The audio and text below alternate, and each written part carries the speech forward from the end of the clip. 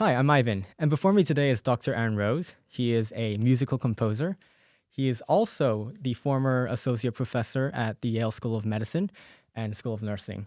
He has practiced and taught medicine throughout the world, including the US, Europe, Central Asia, Africa, and the Far East. So thank you, Dr. Rose. It's a pleasure. Thank you. So you have done eye surgeries all around the world. Can you walk us through what's it like to restore someone's sight? It's magic. I considered several specialties, as do most medical students during their training.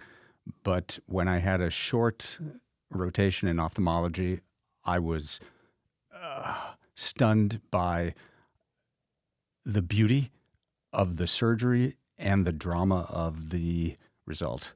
It's really like nothing else. That's very eye-opening. You were the youngest invited faculty member surgeon on board the International Flying Eye Hospital Orbis in 1989. What was that like? It was a huge honor, and I was utterly thrilled. I was invited to the People's Republic of China, and I believe I might have been the first one to introduce them to something which is standard technology throughout the world now, but it was fairly new. It's the foldable intraocular lens, the lens that we put in to replace the cloudy lens, the cataract.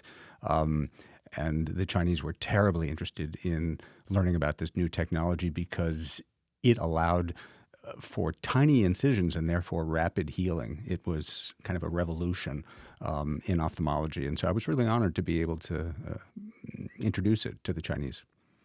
Wow. For someone who's like grown up in like a wealthy, safe region, what does it mean to be suffering in those places? It's a really great question, and it's a terribly deep question. Perhaps the easiest way to answer it is to reflect for a minute on what Americans generally think of as suffering or extreme poverty. There certainly is significant hunger in this country and lots of malnutrition, but people are not usually dying on the streets from hunger. There are facilities, maybe inadequate, to take care of dire emergencies. And while our society may not fulfill its duty to our citizens to take care of the lowest rung, on many occasions there are masses of people that die of hunger or extreme disease in many countries. They have no clothes. They're not wearing old clothes. And of course, if there's strife, if there's war or violence within the society, the casualties, the suffering is out in the open. In most societies, it seems to be hidden, but in so many places in the world, they don't have the luxury of hiding. And so suffering has a very different face in the developing world than it does in the industrialized world, such as in the States. So how do you pick, like you or Orbis, how do you guys pick like certain places to practice medicine? Well, for me, some of it was serendipity. In general, what has drawn me to locations has been the level of need. For instance, Myanmar, Burma, which is not frequently in the news. It used to be the rice basket of Asia and one of the wealthier nations, is now probably among the 10 poorest countries and one of the blindest countries on earth. So that compelled me to go there. I try to go where the need is greatest. But what also directs me, or I should say draws me, has been colleagues and other like-minded doctors who have interested me in locations. And very often I will want to work with specific doctors or teams that I think are particularly effective. And that's had a lot to do with my choice of where I've gone as well. I'm curious if the patients that you treat in these places, do they see themselves as particularly misfortunate, or do they think it's like a normal everyday life? I'm laughing because culture seems to dictate so much about who we are and how we react to our circumstances. And while I don't in any way wish to convey that suffering is on the extreme end of the human experience, and there's no way to prettify it. There are many people who are influenced by their culture to accept suffering as a normal part of life. And so the presentation of suffering, while still miserable, isn't accompanied by the same level of angst. It somehow seems to be more accepted in certain cultures. And to me, this is moving and also heartbreaking. Again, I don't mean to reduce the suffering is suffering. So how do they see you as like a foreigner coming in with like, like magical sorcery, with like all these techniques? Like how do they perceive it? Well, first of all, I want to validate what you're saying in that that often happens, and that can be a great handicap for me because I can be seen, and when I say I mean any of the people who are doing what I'm doing, can be seen as sorcerers or having some power which might raise hopes unrealistically. And I'm terribly aware of the fact that I'm also a diplomat. I represent a Western approach to illness or disease or suffering. And I'm also an American, but I am perceived as having special powers. And my goal on each and every trip has been to make myself obsolete, to make everything I bring something that they will learn, incorporate into their system, and pass on. So I don't want to make myself valuable to the population that I visit on a long-term basis. I want to teach a skill, transfer the skill, and get out. And there is a general perception that white hands are better in surgery. And somebody from the industrialized world who represents all sorts of things that I can only start to imagine may have special powers. And it's anything but that, especially in the places where I go. I'm handicapped because of a lack of facilities. So how does capacity building happen in like a very short period of time? Like how long do you go there for? My job is to introduce skills and to make them palatable. What I mean by that is to try to figure out what is their level of knowledge and expertise and to aim to bring them to the next step. And this is a diplomatic mission because while you and I may both value transparency and a certain level of directness in our speech, we would say, oh, I loved talking to this fellow because he was so straightforward. This is not considered polite in many places. And especially when you're a foreigner and you're traveling someplace, it may be shaming for people to admit that they have very, very little. And in fact, in this case, they suffer tremendous complications, or they don't have sterile facilities, or they have no way of getting supplies they need, et cetera, et cetera, et cetera. And so it's terribly important for me to be a detective and try to understand where they are. I can't come in and say, tell me about your biggest problems and tell me about your complications and what do you need to know that you don't know. That would be terribly alienating, and it would basically close off my possibility to bring them to the next level. So I'll very often ask a host surgeon to please do the first few cases. I'll tell them that I'm terribly tired and I'm jet lagged and so on and so forth. And I've learned the cues, and it builds camaraderie to watch each other. And I will try to pick up where he or she is and carefully study the reception and try to bring it to the next step. So capacity building is not something that is an open and closed door that occurs when I walk into a country and stops when I leave. My job is to try to figure out what's going on, effectively gauge the level of receptiveness to the way I teach and I've learned to kind of change costumes quite a bit. Um, and then to try to work with a large variety of patients to try to understand the depth of knowledge, the surgical ability, the facilities, the strengths and weaknesses in facilities, maybe introduce them to a whole bunch of other ways of looking at things and approaching problems, and then continuing a correspondence when I leave. Mm. Um, does it happen often after you train doctors, they might leave like in a sort of brain drain pattern to, wealthier countries? Does that? You touch on one of the primary problems in healthcare in the developing world. It's been said many times that there are more Nigerian doctors working in the UK than there are in Nigeria, and whether or not that is actually true, the brain drain is a real problem.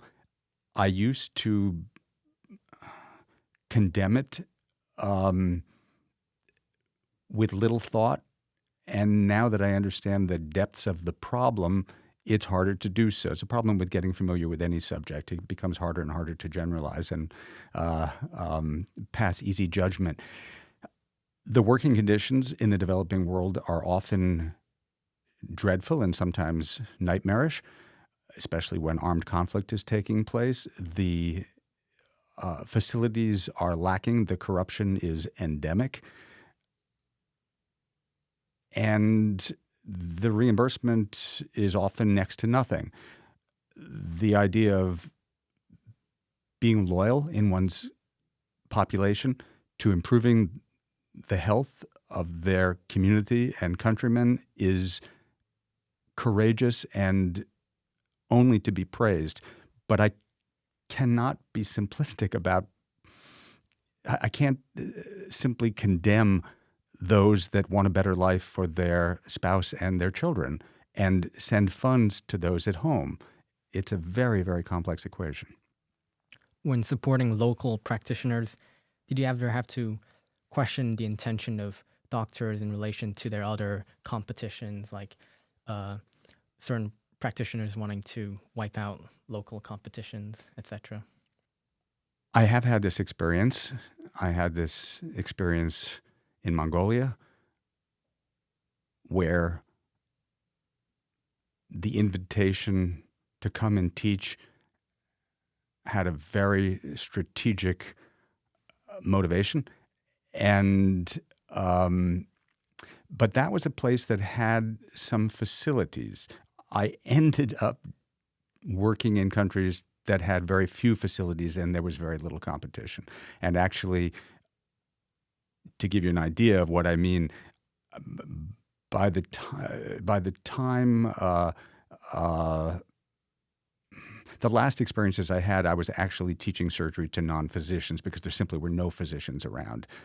And I'll add in no anesthesiologists in country. Wow. So working on the Orbis plane, have you ever questioned whether it's more effective to fund a giant plane to go into these places or just to fund like a local clinic that can permanently set up a health shop for the locals? Does that conversation arise between you and other Orbis members? The answer to the first question is absolutely, and it's one of the more common questions in the field of bioethics. In conditions where facilities are lacking, i.e. almost everywhere in the developing world, what's your best bang for the buck? In answer to the second question, I did not have these conversations with Orbis because I did that work in the beginning of my career, and hats off to Orbis for what they do. My understanding of the problems changed during my career, and I felt more comfortable working with groups that I felt addressed the problem within the context of the population. Orbis is a terrific diplomatic mission. It's usually a government invitation, and it works on that level. It will help to disseminate information among other doctors,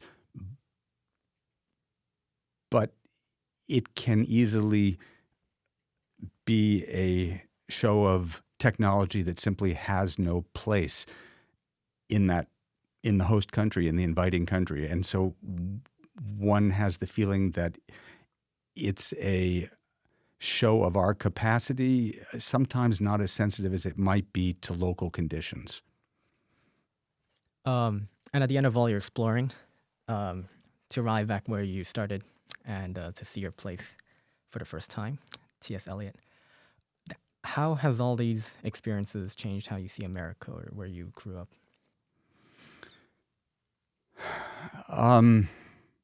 The sigh comes as a recognition of that fact. It has changed my perspective, and it repeatedly changes my perspective. I would say one of the hardest things about doing this type of travel is the perspective it lends to one's daily existence. I feel terribly lucky that my family emigrated to this country and that I'm alive during this time and have the resources that I have. And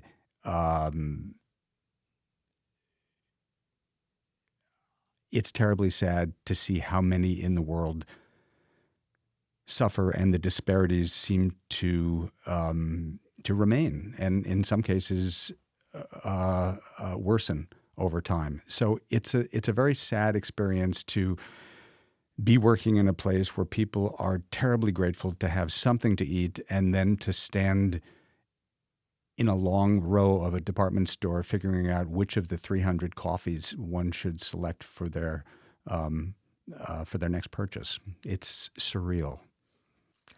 So you've chaired for the White House Initiative for the Bioethics Committee for Cancer Diagnosis and Treatment in Sub-Saharan Africa. What was the mission?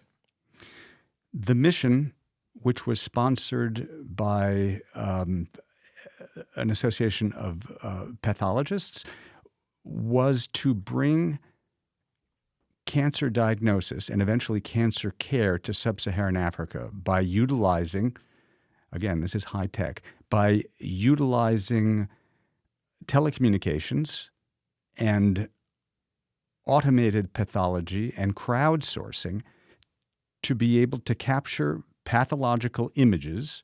You have a tissue sample. It is divided, it is microtomed or sectioned in such a way that it can be analyzed under the microscope. This can be exposed to any number of reagents or chemicals, and these images can be uploaded and sent through satellite communications anywhere. And it can be crowdsourced and analyzed by pathologists in many countries, and a diagnosis can be sent back almost immediately. Now, understand, in many, many locations, there's simply no electricity. So the idea that a microscopic diagnosis might be available from experts in any number of countries within hours is a time warp, in a sense. And so that was the impetus for the project, but what followed very, very quickly was the ability to attach diagnosis to care. It's helpful to be able to make a diagnosis, but it's of limited assistance when you can do nothing about it. So this was a grand experiment and a wonderfully idealistic humanitarian mission, but it demanded bioethical oversight. So who else was on this committee? I consulted with Paul Farmer. I was very, very fortunate to be able to speak with him. And it was very important for me to bring in other bioethicists from around the world. I worked with Sally Benatar from Emeritus Chair of Internal Medicine in South Africa.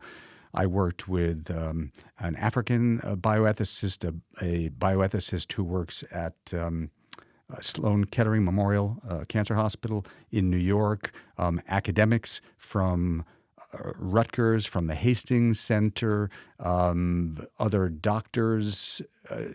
It was a wonderfully eclectic group of people who brought with them a breadth of knowledge that was just refreshing and wonderful. It was a fantastic group. So you call it the grand experiment. Uh, what's the takeaway? Well, it's hard to answer that in that tense because I think the experiment is still ongoing. To be able to have samples brings up questions about blood banking, about ownership of biological information, including genetic information, that has the potential to be used for purposes as diverse as marketing, directing research among pharmaceuticals, or even potentially weapons in the case of biological vulnerabilities. So just with that sentence alone, you can see the scope of bioethical problems that's introduced.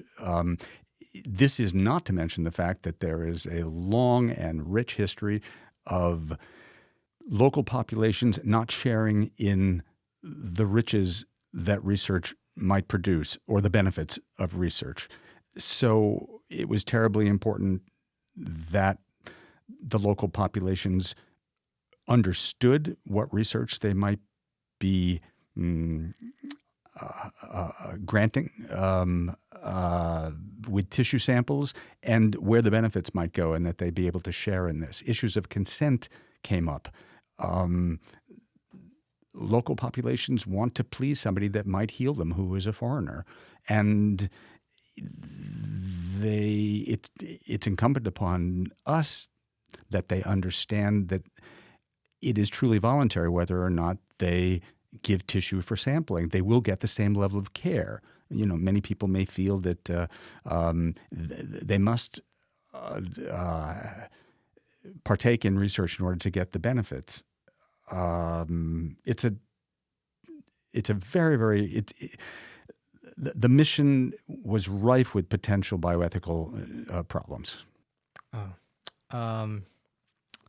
So moving on, as an ophthalmologist, is being blind your biggest fear?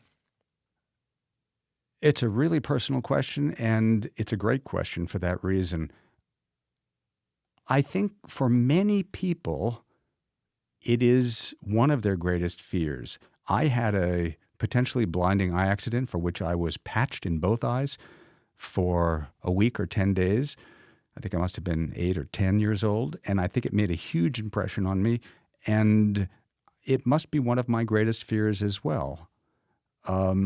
Certainly, I can say with confidence that it's our most valuable sense. And so much of our brains are taken up with visual processing. A dog would tell us that it's his sense of smell or her sense of smell, but for people, it's vision over any other sense by a huge factor. Yeah, it must be a huge fear for most people. What was your dream career when you were a child? When I was a child, I always was interested in medicine, but I was always very moved and drawn to music as well. So it was a bit of a career choice for me. So you did a degree in music in Brown, and then you went into medicine. So how did you make that transition? I studied music, and I specifically studied composition, and I took a little time after college. I took a year and was lucky enough to be able to study for a short while with a prominent composer. And I thought long and hard about whether I had the courage to try to pursue that creative endeavor, or whether pursuing my other passion to care for people made more sense. And this is really a personality issue. And I don't think I had the courage to pursue a creative endeavor. And I was also terribly compelled with the idea of caring for others. And so I made that decision. It was a hard decision, but I think I did the right thing. So you also took a gap year to go to the Soviet Union at the time. When was that, and what was it like? So it wasn't actually a gap year. It was 3 months, and it was a summer between my sophomore and junior year in college. And I studied at Leningrad State University, which is what the city was called, and Petersburg was called at the time. Yeah, it was an extraordinary experience. Why did you choose the Soviet Union? I took courses in Russian, and I decided that it would be a terrific way to improve my Russian. I was also fascinated by the culture. A branch of the family came from Russia, and I've always been very moved by the poetry and by the literature and the music and the culture of Russia. So the idea of spending time in the Soviet Union was daunting, but for a kid, it was just too exciting to pass up. I was lucky enough to be able to go there. This was 1978, the height of the Cold War.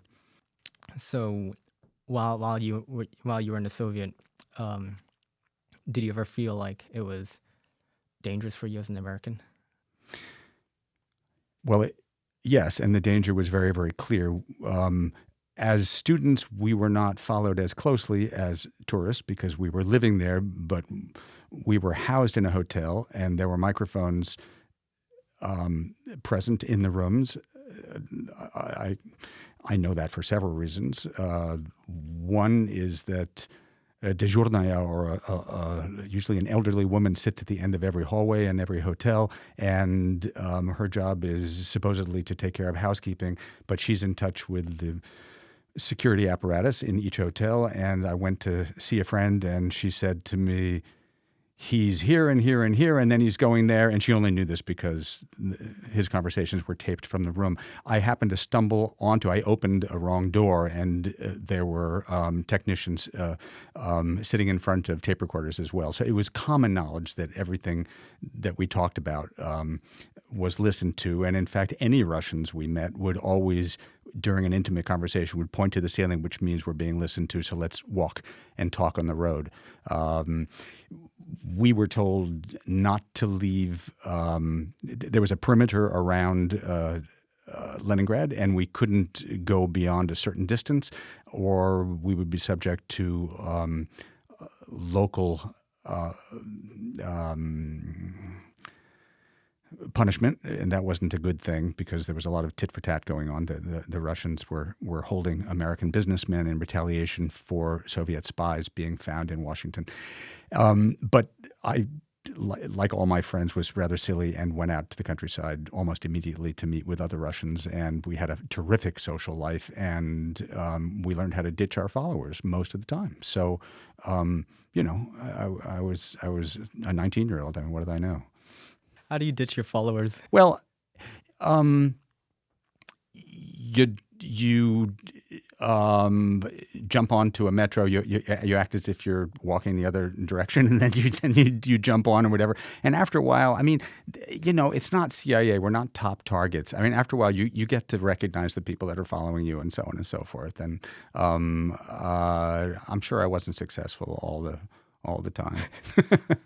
It was a game of cat and mouse, and we just kind of thought the whole thing was silly. We didn't understand how serious it was. So as a 19-year-old American going to the Soviet Union at the height of the Civil War, and to spend a lot of the rest of your career doing international work, do you think that is do you think that's inherent in your desire to explore the world? Is that a pattern? Where did that come from? I was really lucky. I was the youngest of 4 kids, and my mom was born in Europe, and the home had a very kind of Eurocentric tilt, and so I was interested in traveling because I was tagging along with the rest of my family from an early age. The exposure to life in the Soviet Union really colored my understanding of how fundamentally a political system can change one's existence. It was extraordinary to see how the Soviet system impacted moment-to-moment life of average citizens, and coming home to realize how much of our newspapers was editorial and how much of our news was editorialized. So it really gave me it was eye-opening because I was able to kind of understand the role of politics in day-to-day life. Manufactured consent. Manufactured consent. So in our previous coffee chats, you talked about coming into contact with your family branch, the branch of family in the Soviets. How did that happen? I was granted permission by my parents to go to the Soviet Union for this 3-month immersion in Russian language on the condition that I not try to contact distant family members who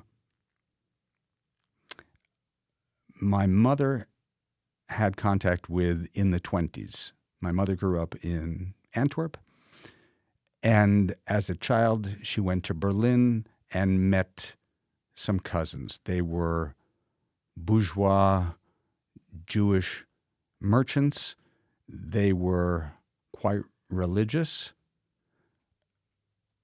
Their children became young socialists in the 1920s, as so many Jewish intellectuals embraced socialism. And they emigrated to the Soviet Union not long after its creation. The timing wasn't great. Lenin died, Stalin came into power, and they were identified as Jewish intellectuals, although they had given up their lives to fight for the cause, and they were sent to Siberia, and they were interned in camps in Siberia. There were 2 sets of cousins. The wives were doctors. The husbands had other jobs. They ate soup made from tree bark and had a horrendous existence. The husbands were eventually shot. The wives were spared. These are the only portions of my mother's family that actually survived the Holocaust. My mother came over here on her own. I knew that there was a branch of the family living in Moscow during the Khrushchev thaw, so-called. When Khrushchev came into power, he famously spoke about the mistakes of Stalin, and he offered forgiveness to a portion of the prisoner population in the Gulag and allowed them to live in Moscow, which was kind of an honor. The only people that can live in Moscow at the time were Muscovites, were people that were born there. And so after several decades of horrendous existence in Siberia and family being murdered there and so on, they were allowed to live in Moscow. This was a great honor. And my parents had originally traveled there and made contact. So I knew that I had a branch of the family living there, but I was told that by my parents I could go there as long as I didn't try to make contact with them, because I shouldn't endanger them in any way, and so on and so forth. So, of course, that's what I did. I did make contact with them, which was an adventure story too long for this podcast, and was able to contact them by the end of my time there, which was really life-changing. It was an extraordinary adventure. Going back to music, how would you describe music to a cosmic alien?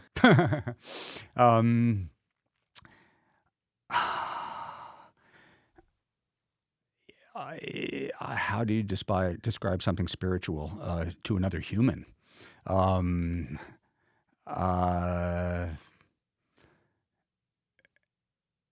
As magical as vision is to a human, and as impossible as it might be to describe what it's like to see things, color, shading, nuance, depth,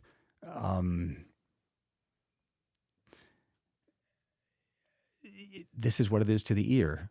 There's a direct channel. Do you know how when you smell something and it has a particular emotional